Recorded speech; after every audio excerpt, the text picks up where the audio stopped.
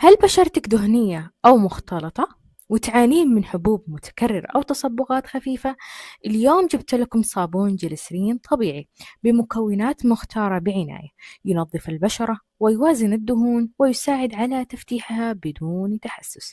معكم لودي من قناة عناية أميرات أكاديمي، وهنا نشارككم وصفات عناية طبيعية بسيطة وآمنة. لنبدأ بتحضير الصابون. كل ما نحتاجه هو الصابون جليسرين طبيعي وليس الطبي الموجود في الصيدليات واللي لون الكرتونة حقتها حمراء. نحن بنحتاج صابون جليسرين إما شفاف أو صابون جليسرين اللي لونه أبيض، أو أي صابون جليسرين متوفر ومناسب لبشرتك، أهم شيء يكون طبيعي. مثل ما هنا المتوفر عندي صابون جليسرين شفاف، هو بيجي يا إما لوح وانت تقطعينه بهذا الطول، أو يجي هو بنفسه بهذا الشكل وبنقطعه نحن صغير مرة عشان يسهل لنا الذوبان. أنا هنا عندي 36 جرام من الصابون الجليسرين الشفاف، هنعمل على تقطيعه بهذا الشكل.